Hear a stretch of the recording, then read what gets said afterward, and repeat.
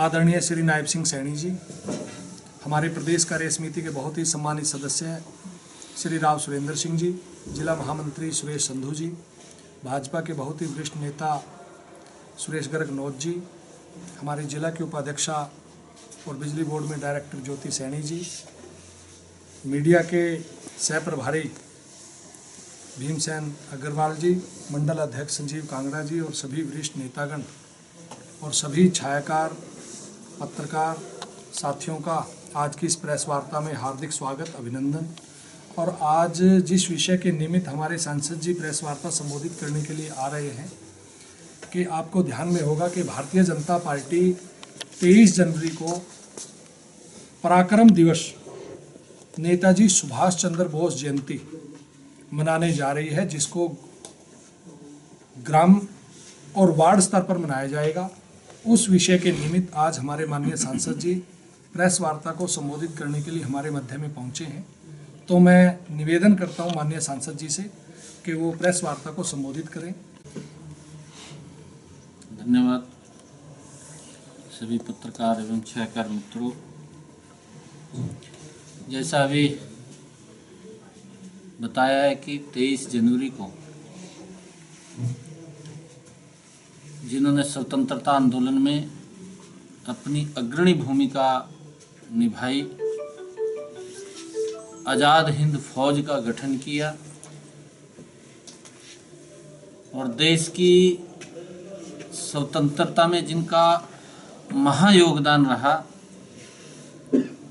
और अंग्रेजों के खिलाफ उन्होंने मजबूत बिगुल बजाया और इस भारत माँ को गुलामी की जंजीरों से तोड़ने के लिए अहम भूमिका अदा की। ऐसे महान क्रांतिकारी वीर नेताजी सुभाष चंद्र बोस की ये 23 जनवरी को जन्म जयंती के अवसर के ऊपर, क्योंकि पूरे देश के अंदर हमारे देश के लोकप्रिय प्रधानमंत्री नरेंद्र मोदी जी ने आज़ादी के 75 वर्ष पूरे होने के अवसर पर इस वर्ष को अमृत महोत्सव के रूप में मना रहे हैं और उसी कड़ी में नेताजी सुभाष चंद्र बोस की जयंती को पराक्रम दिवस के रूप में ये देश मना रहा है। और उसी कड़ी में ही हरियाणा प्रदेश के 7500 स्थानों पर हर गांव, हर वार्ड 75 लोगों के साथ लगभग 6 लाख लोग इस कार्यक्रम में शिरकत करेंगे। नेताजी सुभाष चंद्र बोस की जयंती को मनाएंगे, क्योंकि जिन रणबांकुरों ने इस भारत मां की आजादी में अपने आप को कुर्बान किया, जिन्होंने अपने लिए नहीं, जिन्होंने आने वाली पीढ़ियां हमारी सुरक्षित हों और जिन लोगों के कारण आज हम खुली हवा में सांस ले रहे हैं, ऐसे महान वीर योद्धा उनकी जन्म जयंती के अवसर के ऊपर हर गांव और वार्ड में जिन लोगों ने, जिन परिवारों ने स्वतंत्रता आंदोलन में अपना योगदान दिया, ऐसे परिवारों को सम्मान सहित बैठा करके और सबको साथ लेकर के तिरंगे के साथ नेताजी सुभाष चंद्र बोस की जयंती मनाई जाएगी। और ऐसे बहुत सारे क्रांतिकारी वीर जो इतिहास के अंदर सामने नहीं आए हैं, जो इतिहास आज तक दबा रहा, इतिहास एक ही परिवार को लेकर के उस इतिहास को दबाया गया कि जिन परिवारों ने आजादी के अंदर अपना योगदान दिया और उस इतिहास को भी लोगों के बीच में ले जाने का काम वो हमारे कार्यकर्ता करेंगे, ताकि ये लोगों को मालूम होना चाहिए कि आजादी हमें कैसे मिली है। अगर हमारा इतिहास वो लोगों तक नहीं जाएगा या हम इतिहास को याद नहीं करेंगे तो हमें फिर उसी प्रक्रिया से, अगर हम इतिहास को भूल जाते हैं तो व्यक्ति को गुजरना पड़ सकता है। परंतु जब उसको इतिहास याद होगा कि हमें कैसे कठिन परिस्थितियों में नेताजी सुभाष चंद्र बोस, जिनकी कठोर तपस्या रही है और जिन्होंने आजाद हिंद फौज का गठन किया, हमारे ये ध्यान में भी है कि आजाद हिंद फौज के अंदर लगभग 25 से लेकर के 85,000 तक उसमें स्वतंत्रता सेनानी उस फौज में रहे हैं और वो विश्व की ऐसी सबसे बड़ी घटना रही है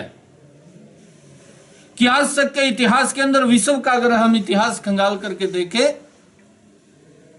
इतनी बड़ी संख्या में आजादी के लिए लोगों ने एकजुट होकर के, चाहे वो कारावास में थे, चाहे वो अंग्रेजों के कुशासन के प्रति अपनी आवाज को जहां पर भी थे बुलंद कर रहे थे, उन्होंने संगठित होकर के, एकजुट होकर के उस कुशासन के खिलाफ अपनी आवाज को बुलंद किया, उसको तोड़ने का काम किया। ये पहली इतिहास की ये बड़ी घटना है। पूरे विश्व के अंदर ऐसी घटना नहीं मिलती कि इतनी बड़ी संख्या के अंदर लोगों ने एकजुट होकर के कांग्रेस, अंग्रेजों के कुशासन के प्रति अपनी आवाज को बुलंद किया। ये नेताजी सुभाष चंद्र बोस, जिन्होंने आजाद हिंद फौज के माध्यम से अंग्रेजों के खिलाफ बिगुल बुझाया। हमें इतिहास लोगों को बताना है, इतिहास के बारे में मालूम पड़ना चाहिए कि आजादी कैसे मिली है। ऐसे वो रणबांकुरे जो लोग बोलते थे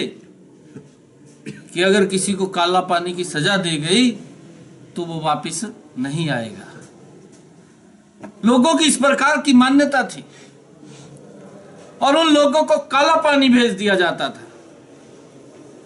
काला पानी भेजते थे, उनको शारीरिक रूप से तरह तरह की यातनाएं वहां पर सहन करनी पड़ती थी, दी जाती थी। उनके शरीर के ऊपर कोड़ों से पटाई की जाती थी, कोल्लू से तेल निकलवाया जाता था। फिर भी वो आजादी के मतवाले वो एक क्षण के लिए भी पीछे नहीं हटे और उन लोगों ने वो कष्ट सहन करते हुए, वो यातनाएं सहन करते हुए इस देश की आजादी का झंडा वो बुलंद करके रखा। ऐसे लाखों की संख्या में वो हमारे स्वतंत्रता वीर जिन्होंने कुर्बानियां दी, उस इतिहास को हर गांव, हर घर के अंदर पहुंचाने का जिम्मा वो हम सब का है और उस इतिहास को हमें बताना चाहिए ताकि लोगों को ये मालूम पड़े कि आजादी कैसे मिली थी, वो क्या यातनाएं उन लोगों को मिली थी। इतिहास के अंदर बहुत सारी घटनाओं का जिक्र नहीं है, वो इतिहास दबाया गया। कांग्रेस के सरकार लंबे समय तक रही, उस इतिहास को लोगों तक पहुंचाने का जिम्मा कांग्रेस सरकार का होना चाहिए था, परंतु लंबे समय तक परिवार का गुणगान होता रहा और जिन लोगों ने कुर्बानियां दी उस इतिहास को दबा करके रखा गया। उस इतिहास को जन जन तक पहुंचाना वो हम सब का कर्तव्य है। नेताजी सुभाष चंद्र बोस, जो आज़ादी का पर्व ये शुरू होता है 26 जनवरी का पर्व, आदरणीय प्रधानमंत्री जी ने अब उसको